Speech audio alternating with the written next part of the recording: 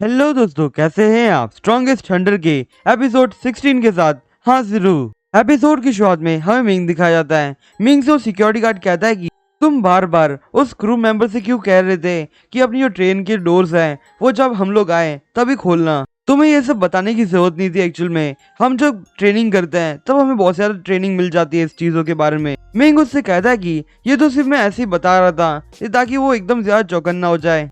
पर आप क्या मुझे एक बात बता सकते हो कि ये जो ट्रेन है जब बहुत ज्यादा फॉग हो जाता है तो हमेशा ये जो ट्रेन होती है वो रुक जाती है क्या?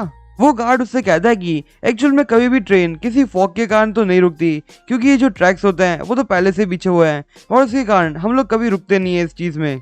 पर हमारी जो ट्रेन है उसकी जो ट्रैक्स है उसके सामने कुछ फंस चुका है, इसी कारण हमारी जो ट्रेन है वो ऑटोमेटिकली बंद हो गई है। वो गार्ड एकदम टेंशन फ्री होते हुए कहता है कि ये तो मेरे रोज का काम है। मुझे ऐसा लगता है कि शायद यहाँ पे कोई पिग बीच में आ गया होगा या फिर कोई पेड़ का तना ऐसे नीचे गिर गया होगा और इसी चीज के कारण वहाँ पे वो जो ट्रैक्स हैं वो ब्लॉक हो चुके हैं। पर इन चीजों को रोकने के लिए वहाँ पे फेंसेस बनाए गए थे, पर मुझे ऐसा लगता है कि वो जो फेंसेस हैं उसे कूदते हुए वो पिग्स आ गए हो गए यहाँ पे। और उसके बाद वो लोग आगे जाने लग जाते हैं और उसके बाद हमें वहाँ पे ट्रेन का सीन दिखाया जाता है। वो क्रू मेंबर एकदम परेशान होते हुए अपने मन में कहती कि यहाँ पे जो प्रॉब्लम क्रिएट हुई है वो एकदम शांति से सॉल्व हो जाए, यहाँ पे कोई भी किसी के ऊपर भी प्रॉब्लम ना आए। पर तभी उतने में वो बाहर मिरर में से देखती है कि वहाँ पे कोई खड़ी है और फिर वो उस लेडी से कहते हैं कि तुम बाहर क्यों खड़ी हो, बाहर बहुत ज्यादा खतरा है। और वो ऐसा बोलने के बाद वहाँ पे डोर खोलने वाली होती है, पर तभी उसे वो मिंग की बात याद आ जाती है और फिर वो डोर खोलने से रुक जाती है।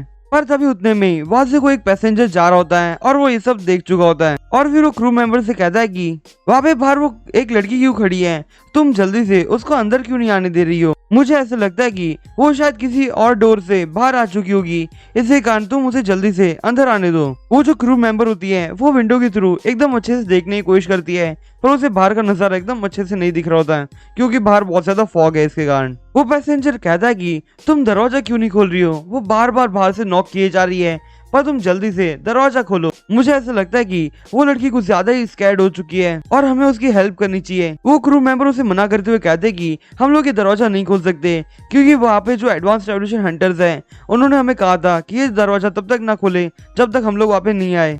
और हाँ, जहाँ तक बात रही वो दरवाजा खुलने की, हमारी जो ट्रेन है वो पहले से ही बंद हो चुकी है और इसी कारण ऑटोमेटिकली जहाँ पे जितने भी डोर्स हैं वो बंद हो चुके हैं। और अगर किसी को भी डोर खोलना हो तो हम लोग ही उस डोर्स को खोल सकते हैं, कोई एक पैसेंजर तो ओपन नहीं कर सकता उस डोर्स को। वो पैसेंजर ये बात सुन के बहुत ज्यादा गुस्से में होता है और कहता है कि मुझे ऐसा लगता है कि वहाँ पे शायद कोई विलेजर होगा और वो यहाँ पे अपनी मदद के लिए आया होगा, मतलब कि वो अपनी मदद मांग रहा है, पर तुम उसकी हेल्प करने से क्यों मना करती जा रही हो, प्लीज उसकी मदद कर लो। पर वो क्रू मेंबर भी उससे कह दे कि हम लोग जब तक एडवांस रेवोल्यूशन हंटर नहीं आते तब तक ये दरवाजा नहीं खुलने वाला। वो पैसेंजर क्रूमेट से कहता है कि तुम लोग बहुत ज्यादा सेल्फिश हो और वो उसको कंधे से साइड करते हुए वहाँ पे आगे जाने लगता है और कहता है कि अगर तुम नहीं खोलने वाली तो मैं उसकी हेल्प कर देता हूँ, क्योंकि मैं ऐसे किसी को भी रोते हुए नहीं देख सकता।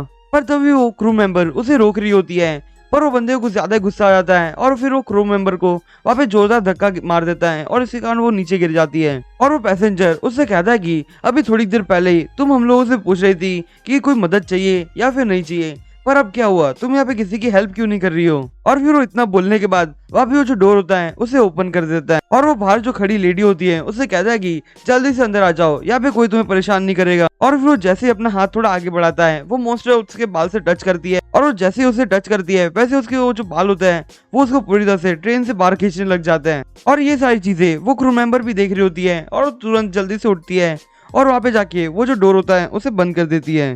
पर वो जब वो डोर बंद कर रही होती है उतने में वहाँ पे एक और टेंटिकल्स आ जाता है और वो उसको तुरंत बाहर खींचने की कोशिश करता है, पर वो ट्रेन के डोर्स को पकड़ लेती है, इस कारण वो थोड़ी देर के लिए रुक जाती है। पर वो टेंटिकल्स और ज्यादा आ जाने के कारण वो बाहर खींचने लग जाती है, पर वो जैसे ही थोड़े बाहर खींचने लग जाती है वैसे वो जो डोर होता है वो उसे एकदम तेज से बंद कर देती है और वो इसके कारण ही बाहर आ जाती है और वो सीधा मॉन्स्टर के पास ही होती है।